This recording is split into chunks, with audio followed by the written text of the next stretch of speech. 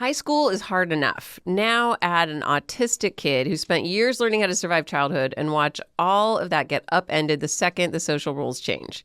The skills that got them through elementary school stop working, and the academic load doubles, and suddenly parents who thought they had a handle on things are just as lost as their kid. This episode is about that whiplash and what to actually do about it.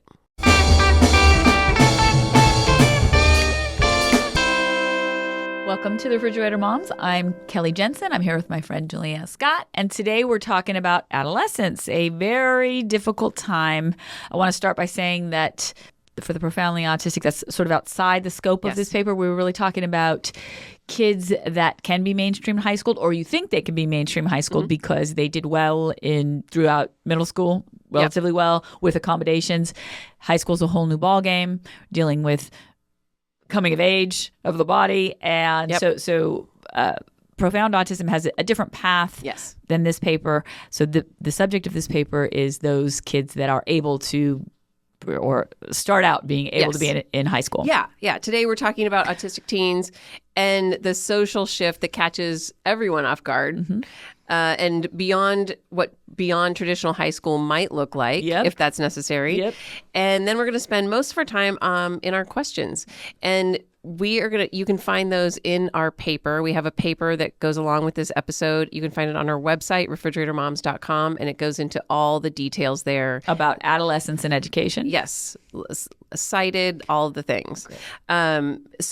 But we're going to really talk about the... Real quick, though, I want to say that this paper is part of a series that we're going to do, because adolescence is, don't be afraid if you have small children, whether you're hearing this, because we are here for you, because we have written these papers so that you have a resource when your child does start to come of age.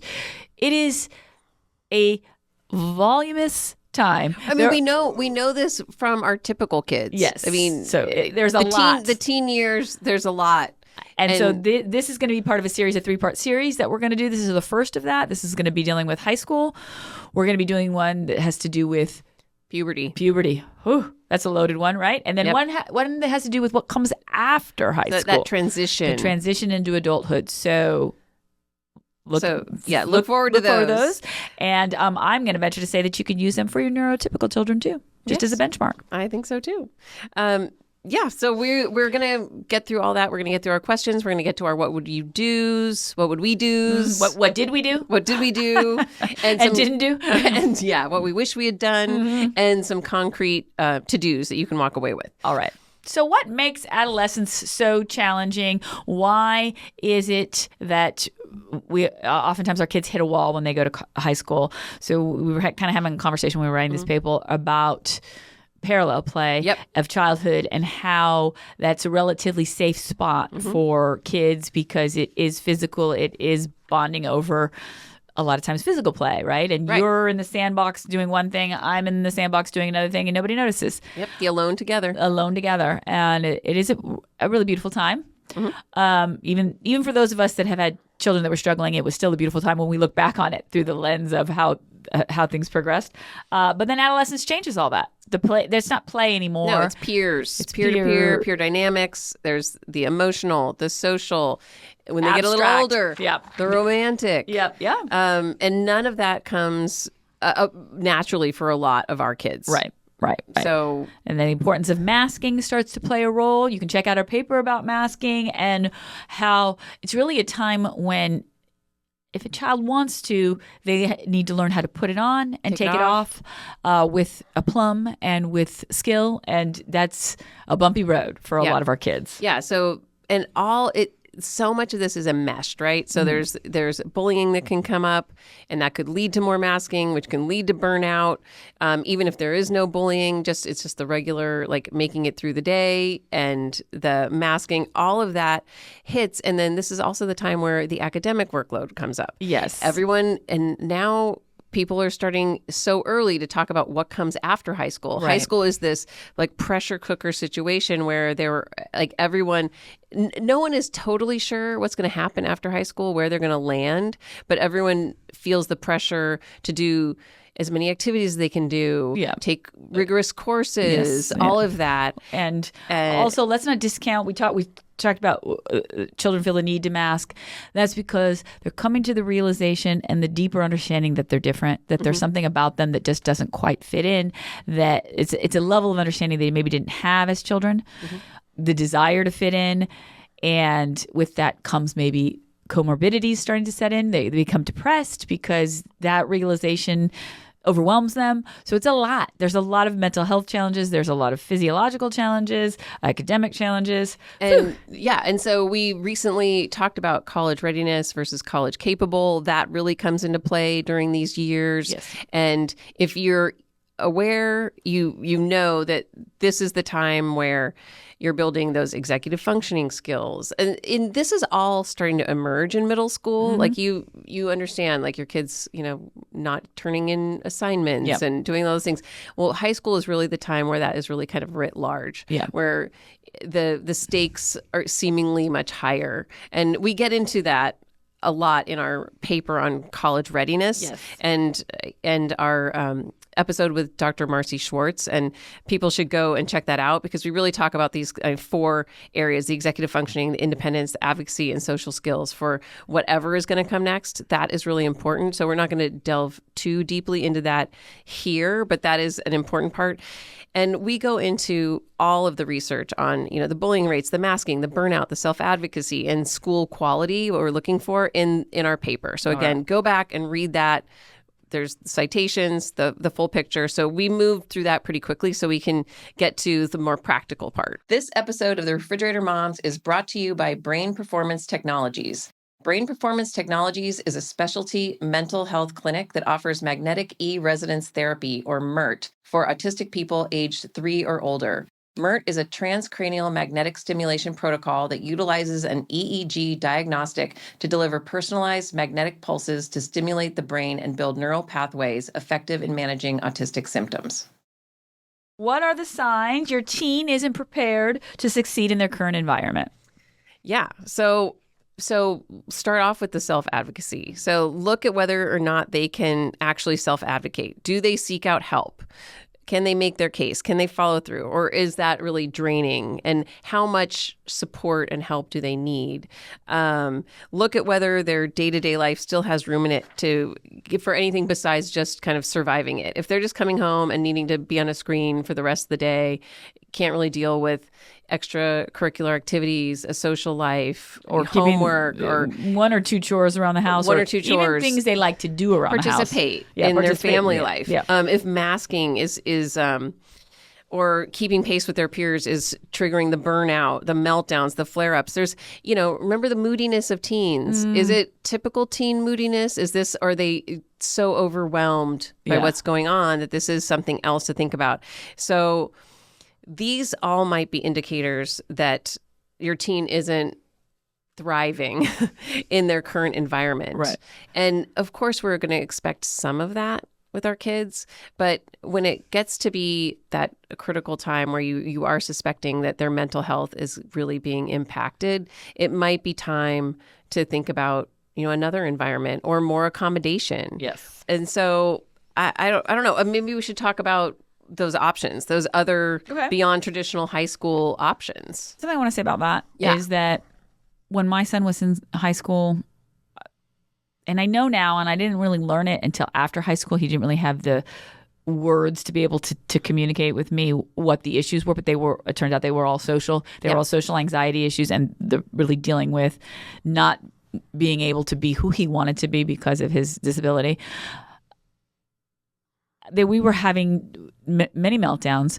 Some of the incidents of bullying were coming from inside the special day class that he was in. Yep. They were not really traditional bullying. It was not that the children were doing it with any malicious intent, but they just were equally awkward, and they were kind of teasing him. But he was the big striker, so he would, hear a certain amount of cackling, and then he'd lash out. It went on for a very long time, too long. And if I had it to take back, I would have. Eventually, I think he was about 16. I said, "That's it. Find him another placement." And then the second we got him in another environment, it was really very lovely until COVID. But that's another day. But the lesson was that I let it go on too long. Yeah. So don't do that. So don't be afraid to make a change. You can always go back to high school. I was just going to say that. You can always go back. These aren't irreversible moves. Yes. And I think that's true kind of, again, writ large over the autism journey. Yeah. Is if you make a move, if you change a therapy, if you do something, it doesn't mean you can't come back to it. 100%. And your child's needs are going to change. The situation's going to change. So maybe you need to try one of these different schooling, options. And then with the mind of coming back, it's like, okay, let's take a break. So let's take a look. So homeschooling, that's an option. So what is homeschooling? Because it looks a little bit different for everybody. It looks a little bit different depending on what area of the country you're in and what resources you have. But the parent is the primary educator. It's good for burnout, good for sensory control, good for flexible schedule. A lot of times our kids have developed or are developing special interests, and that's really where they want to be. They want to get through their schoolwork as fast as possible so they can get to their special interest. And kudos to them. Less peer interaction, of course. And what is the parent capacity? What if you're a parent that has to go to work? You do lose IEP services, although depending on your school district and depending on your kid. You need to check with your school district. You need to check with your school district. Yeah. And then also when you're homeschooling a child, you're still expected to follow the curriculum of the school. You're expected to, the curriculum is actually dictated, and school districts have different consultants that you work with to make sure that they are being kept on track. And depending on your resources and the resources in your district, it might be more of an option, even if you're a person that has to go to work. So fully investigate it before you write it off as, I can't do that, I have to go to work. So fully investigate. And there were times that I considered homeschooling, not in high school, but before that. And I mean, you obviously, because the onus is on you, the parent, to do it.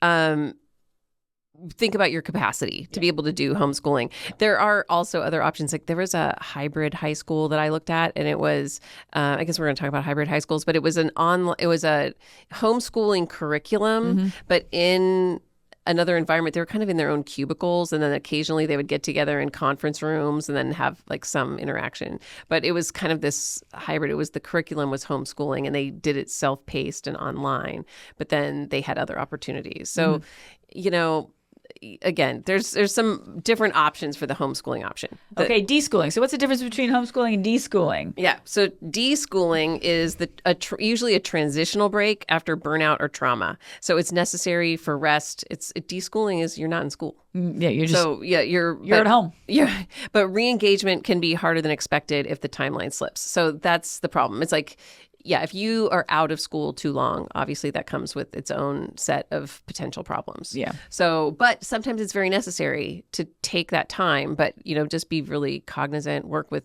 your child's professional, your mental health team. Okay, what do we need? What's best in terms of the timeline for deschooling? And what is the child going to be doing? Right. So that to prepare, to go back, to recover. Yes. I mean, that is a period of recovery. Yes. So unschooling. Unschooling, different than deschooling. Unschooling is fully child-led, and that some parents will say, well, my child's really into his special interest, and I think that he should just go with it. Just go deep into the special interest and leave academics and structured skill gaps if it goes on. Goes on. Yeah. But depending on how young the child is, all I want to do is play Xbox. That's my special skill. I am gonna hate me if you want. I don't think this is a great option. Well, I think that depending on the kid, if your kid's special interest is really something fairly academic, right? I think if your kid's special interest is, marijuana, that's probably... I would even say if your kid's special interest is math, it's not a great idea. Yeah.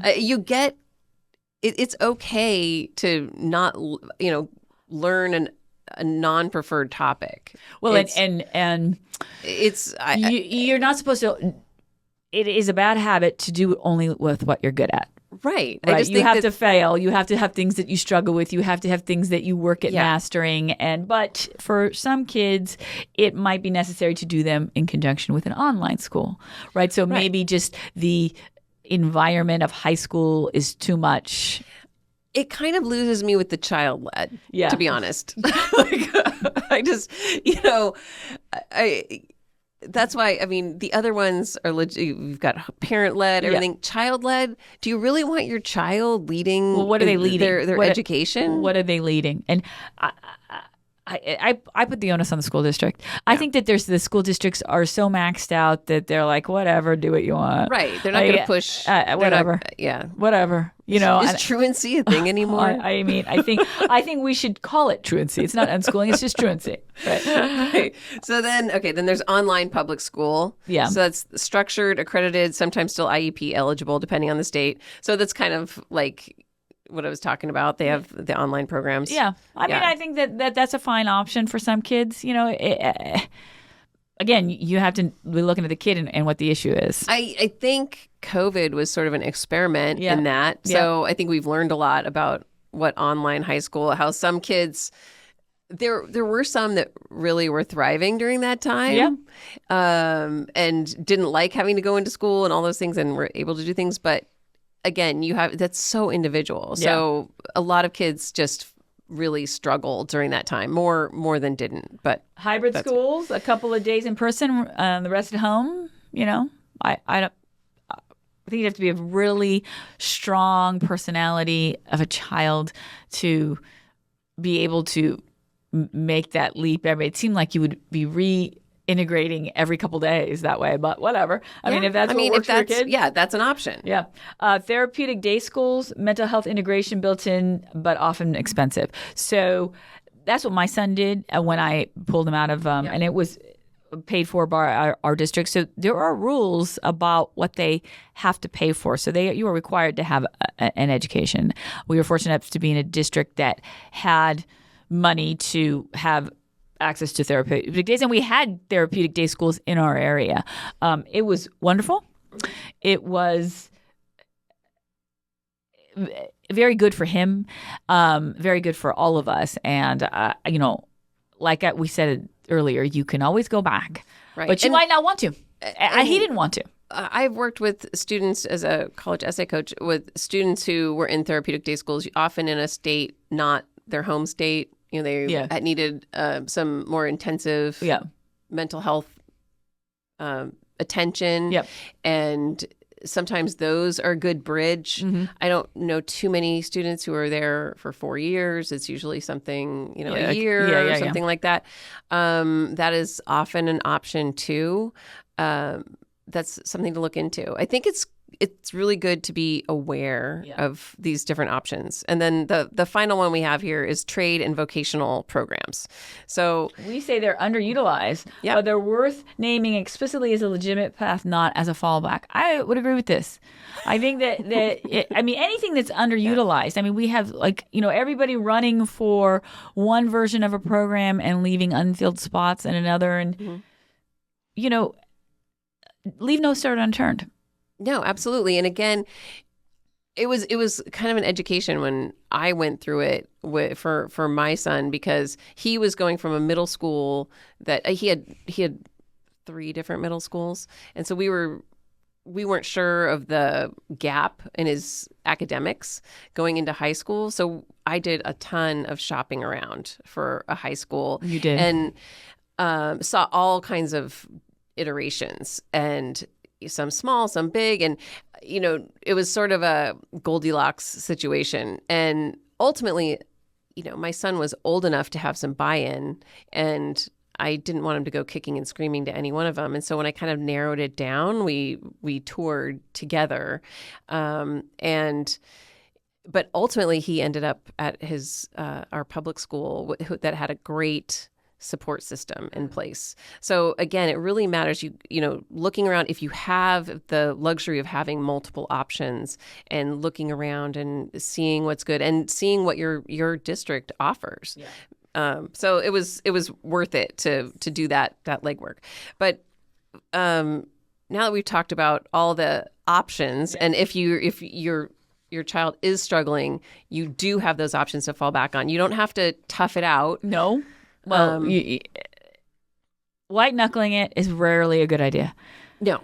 So the sooner that you come to terms with white knuckling it is, and parents still have dreams of Harvard, right? Yep. And speed to acceptance, work your program, work the, Yeah. Work it all over again. Go back to the paper about, speeding to acceptance and, regroup and involve your child in the conversation to the best you can, to the extent you can. So this is a big period of transition. So how do you balance letting go with taking care of your kid? So we all deal with our adolescents on the spectrum or not, with that there's a push for independence. And they might be resistant to you telling them what to do. Yeah. That's a good, just maybe maybe a little bit, and try to see that as a good thing. That if they have definite ideas about what maybe they it's want, a little motivating. It could be motivating. Then they have to help you see the path. They have to show you, one of the things we like about ABA is that it breaks down tasks into manageable chunks. So help them break down chunks and manageable tasks and demonstrate that they can do it a little bit at a time, right? Yeah. So I think that, it's kind of scaffolding. That's always been an important part as your kid grows, but also it's like our job shifts from direct caretaker to kind of giving some of that up and letting your child take control. So giving them chances to practice independence, I think, is really important, and not overstepping, when it looks like they can take care of it, and inform them and teach them, and don't just manage and direct if you can help it. Yes. What if my kid is successful but not in the way I wanted? Yeah. Well, that's again lifelong. How are you defining success? Right. I mean, find somebody to talk to. Find somebody that is a trusted advisor. It can be anybody from your best friend to your mother to your sister to your spouse to a clergyman, a counselor at the school. But hey, I really wanted him to be doing this, and get their honest opinion. You probably will feel better when they say you should be glad, or if it were my kid, I would feel this way. I would help you, process that feeling this way, right? And I think that this particular period, these teen years, it is this bridge, and you're looking ahead at maybe college, maybe a vocational school, maybe some other kind of program, anything. And, we see it all the time. Parents start putting their own expectations on them, and that's just adding to the pressure. Yes. And so it really is time to do that gut check and say, okay, what does my kid want? What is my kid capable of? How can I help him achieve those goals without putting undue pressure and expectation? So, all right. Easy peasy. Well, you will get through it, right? You will get through it. The middle ground is there. Self-awareness isn't only just important for your child. It's important for yourself. 100%. So, and your spouse. who might have had, or, and also if you've got parents, grandparents who are also like, oh, when are they going to do X, Y, and Z, or the F expectations? You got to, again, dial all that back. It's your family. Yes, absolutely. Are you taking care of your brain? You've tried medication, you've gone to therapy, but has anyone talked to you about brain care? It is the mental health treatment no one has told you about. At Brain Performance Technologies, we help with depression, PTSD, autism, and many other mental health conditions. Our treatments are drug-free and non-invasive. Reach out to us about insurance options. BrainPerformanceTechnologies.com. Are we at the point of the paper where what would we do?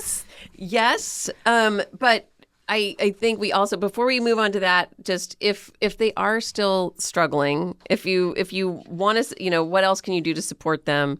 What if they do need more help and you are cognizant of that, you see that, you look at what it is. It's like this is a constant, a chronic thing. So look at the support systems, look at the adjustments necessary, and revisit. Yeah.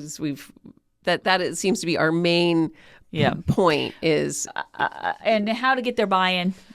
If you are having trouble getting your child's buy-in, if your child doesn't want to do any of this, start with what your child does want to do, and maybe get a mediator, maybe get a therapist. Again, back to those trusted advisors. But you're at the point where you have to have some buy-in from your child, and it might be a hard conversation, but the faster they understand that they can't spend all day on Xbox, that their future demands that they make some decisions for themselves, the better. So that might be where you need to start, right? What do they want? Right. And they might have to figure it out. You might have to put them in front of different things until they figure it out. Okay, Kelley. So what would we do All right. if our teens' behaviors turn dangerous toward themselves or someone else? Well, I'm going to start by saying that dangerous behavior is a stop, drop, and roll moment. So it doesn't throw everything out the window and deal with the behavior right in front of you, right? So none of it is going to do anybody any good if they get into Harvard, but they have, gotten a major car accident because they were driving recklessly, or if they're experimenting with drugs, or if they're doing something or they have outbursts. They're being bullied or they're burnt out or something, and then they react in outsized reactions, and that's just that is. Do they need to be deschooled? I would say that they at least need a break from school until you get to the bottom of what is driving dangerous behavior. Yes. So clear definition of what that dangerous behavior is, visits to the doctor, a visit to a specialist, maybe a semester off, but it is a stop, drop, and roll moment. It cannot be taken too seriously. It should not be taken too seriously. It is something that they need to understand about themselves if they're prone to that behavior in whatever capacity they can understand. You get off the train for a while. School will be there, but dangerous behavior has real potential for harm. Yes. We never mess with that. No. If your children has no friends at school, what would you do? Okay. So if my child had no friends. I mean, it's a highly relatable thing. Nothing breaks your heart more. Yes, of course. We don't want our child to be alone. So I say first things first, you got to determine, does your child want friends? Yeah. And is he okay without friends right now? I'm not saying forever. Just in this moment, is this something that they really care about, that they're upset about? They're like, I want friends. Yeah. If it's not, sometimes our kids are okay. Like being alone, being, like friendly enough with people, friendly, but they don't have a friend. Yeah. And that's not an extra pressure that they need right now. As long as they're, not upset by that. Yes. But so let's just put that to the side. If it's your issue that they don't have friends, just set that aside. Check it. Now, of course, it's very different if they're lonely and want friends. Yes. So don't just make them a friend. Don't go out there and find a friend and don't do that. Don't call the mommy mafia and try and get them to be nice to your child. That's not going to work. It has to be, my child, he wanted friends, but he was not able to interact with peers in any kind of a logical fashion. Yeah. They used to start sending him to the office to on an administrative run, to turn in papers, whatever. It turned out that they were very kind to him, that, the ladies and gentlemen that were in the front office, the administrative staff. So they carved out a time for him to work in the office, and that ended up being a social hour. And it ended up being really a beautiful thing because he naturally met kids that would come in and high-five him, and it was just enough social interaction to make it feel like he had friends. Yeah. And that was enough for him. And was it a little bit cringy? Of course. Was it? But it was also, that's where he was, and that is what they can make work. So maybe it's a conversation with a school counselor. Maybe it's a conversation with a coach if your child plays sports.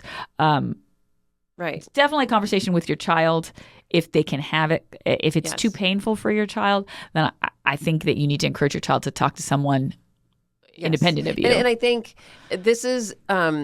if your child is considering going to college, this is a really good time to practice some of those skills, to start leaning into the special interests and using those. Like, my child set up a club, based around his special interest, and he got other people. It's just like, it was a way. It's like, then that's what you start doing in college, is you start looking for your people and, who share those special interests. So lean into those. Maybe it's still social skills groups. At my son's school, they had a social cognitive elective that he was part of, that a lot of kids on the spectrum were in there, and they were learning some of those skills still. Start with those involve, your therapists, all of those people because this is going to be, again, if they're struggling to make those connections, make those friends in high school, this is probably going to be something after high school too. So I would agree. Start practicing those things. I would agree. To-dos. What is on your to-do list for adolescence and education? Well, I can tell you what my immediate to-dos would be. Tell me. I would address mental health conditions as diagnosed and budding comorbidities. Yeah, I can't say that enough. That the onset of depression, anxiety, they really peak in adolescence. Adolescence is also a time. I'm just going to put a plug in here. There are certain mental health conditions, certain psychosis that develop in a late adolescence and late, as children, from 17, 18 to 20, 21. So it's always things to be on the lookout for. It is not a time to give up your psychiatrist.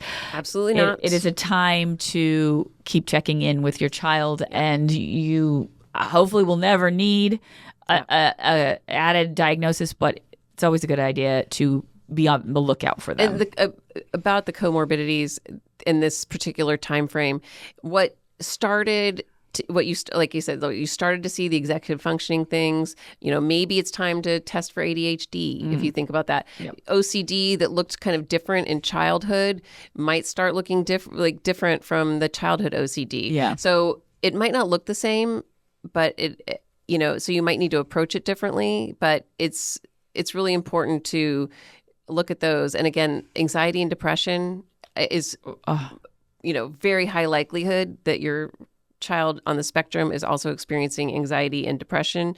And again, these are chronic conditions. So while they're still in your home, this is the time to really support them and start having those having those conversations about chronic conditions. And investigating TMS, right? Yes, absolutely. Because, a child that starts TMS at 15, 16, it becomes a tool they'll always have. That's one of the things in the clinic I always advocate for parents. If you try it and it is a helpful tool for them, that is something that they will have into their adulthood that is a drug-free alternative. I think it's really important. Everybody knows about that. Yeah. The other thing immediately to get all the help available from your school district, including a 504 or an IEP. Right. And involve your kid in that process. Short term, actively discuss masking, help them figure out what's right for them, how much of a mask, when to pull it on, when to take it off. Masking can be a tool in your arsenal to a better life for yourself. It can also be a heavy thing you wear on your head that brings you down. So what is always important is to tell your child that is their mask to put on, to take off. And the more skill they have doing that, the more that they manage it, the more autonomy they have over it, the better. So they need to know. Go listen to our episode and read our paper on masking. Yes. Involve your child in the meetings with the school district. I think that's really important because they need to start advocating for themselves and start managing their condition as a chronic condition. And that also raises their self-awareness. They start in those meetings, they start discussing their strengths and their challenges, and they are going to need to advocate for themselves if they do go into college and go to the disability center. It's on them. So the sooner they can start doing that, the better. Okay. Long term, create an action plan for slowly pulling away from managing their education. That's part of it. That's part of it. Actively talk about and normalize alternatives to college, regardless of your child's aptitude. Absolutely. We should never make them feel like there's a lesser choice. No, absolutely not. There is not a lesser choice. You don't have to go to school right away if you don't want to. School can be something that you do later. That is a totally valid thing to do, right? Yes. Blocked. Do not force friendships on your child or be a matchmaker to stave off their loneliness. It's not about you. It's about them, and it's about them confronting their loneliness and you helping them do that. Yep. Do not make your dreams their reality. Oh, that's a tough one. I know, but we got to do it. Yeah. Thanks for listening. If you like this episode, check us out on therefrigeratormoms.com. Social media, like, subscribe, thumbs up, whatever the other things that you have to do are. Thanks for listening. Bye-bye. Thank you for listening to this episode of Refrigerator Moms. Don't forget to subscribe so you never miss an episode. You can also find episode notes, resources, and any refrigerator paper connected to today's discussion on our website at refrigeratormoms.com, where you can sign up for our newsletter. We'd love to hear your questions and future episode ideas. Reach out to us on social media or through our website. The information shared in this podcast is meant for informational and educational purposes only. It shouldn't be taken as medical, psychological, therapeutic, legal, or professional advice. If you have questions about a diagnosis, treatment, intervention, or any medical or developmental concerns, please consult a qualified healthcare or service provider. Don't rely on this podcast in place of professional guidance, and don't delay getting help because of something you heard here. The views and experiences we talk about are our own and those of our guests. They're not meant to serve as personalized recommendations for any individual or family. Listening to this podcast does not create any kind of professional relationship between you and the hosts or guests. Any choices you make based on the information here are completely your own, and we are not responsible for any outcomes that result from them. If this episode includes a refrigerator paper, you can find all sources and citations along with additional notes on our website at refrigeratormoms.com.